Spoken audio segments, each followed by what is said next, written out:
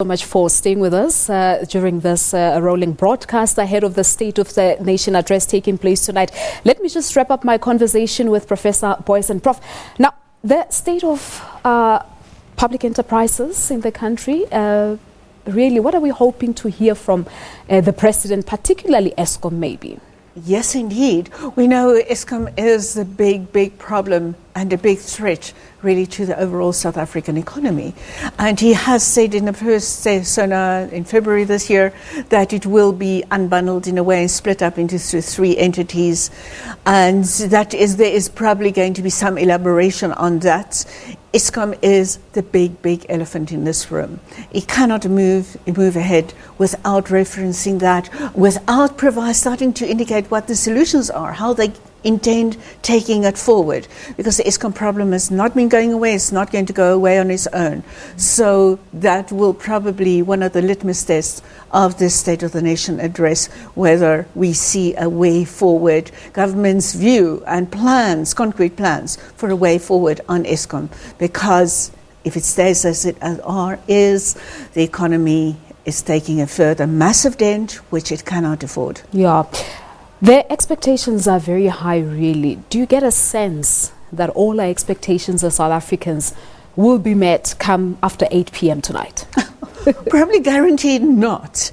But I really think it is inescapable that the President has to make definitive progress on that, because his presidency will be defined by what comes out of the speech tonight. His position in the ANC, the extent to which he actually commands the ANC, this party whose president he is, who elected him, that can stand or fall by the content we see in a speech like this one tonight.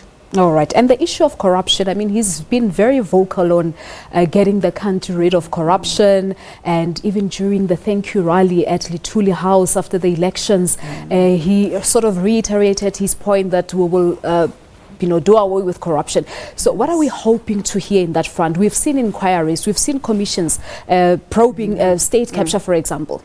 We would really like to see undertakings and specific reassurances to the people of South Africa who gave him the mandate a month ago, that it's not on the never track, it's not on the court appearances and just on the track of innocent until proven guilty, but that there is speed and determination in at least giving people their guaranteed day in court, and not with apology in the Zuma style that there's a never day in court. So, but that people can the government can be seen to be justice, not just in terms of the people in government, but they owe it as a mandate to the people of South Africa. Yeah, and on the education front, what are we hoping to hear? In his previous speech, that's when he made an announcement that ECD will now go into the Department of Basic Education. Any major announcements, do you think? I think it's one of the easier aspects on which a policy statement abroad, orientation statement like speech tonight, can make easy progress to bring ECD into that loop. Simultaneously, there's so much emphasis on quality education, on not just the biggest portion of South African public budget being spent on education, but that we see definitive progress. We want to hear more about the quality of that education. Young people too, if they can have more of guarantees that the education they get will be quality more than just quantity, and people in the loop and money being spent on it, that is what young people need to get to the point where they will feel empowered by education. But you still had some young people from tertiary institutions who were very frustrated with this free fee higher education and not understanding how it's going to work, and some of them not benefiting. Yes, it's such a long cycle to bring everybody in there. There is certainly progress, and the budgets are being extended and more people are entering into that, but there are always further frustrations.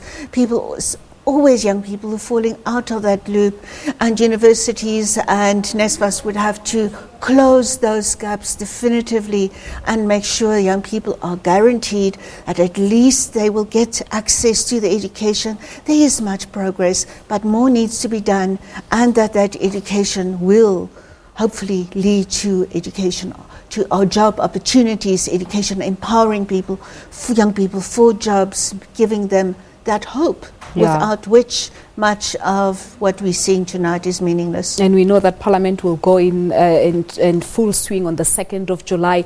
The appointment of the chairpersons yesterday of the portfolio committees in Parliament, some controversial former ministers from the Zuma administration making their way as chairpersons.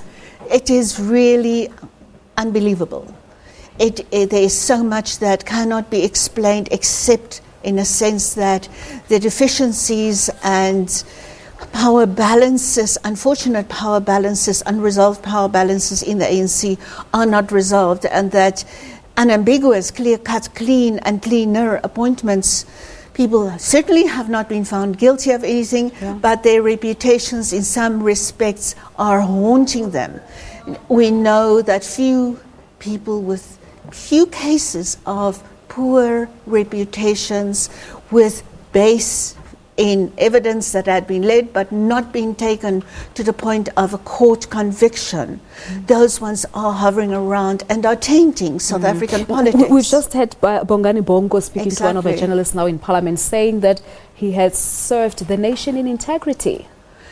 That is so debatable, if not disputable, because we have seen so many, unfortunately, so many other MPs and returning MPs making those promises, taking those oaths, really not much coming of that, and not serving the country's honour by any stretch of the imagination. All right, Prof, we'll leave it at that. Thank you so much for coming through.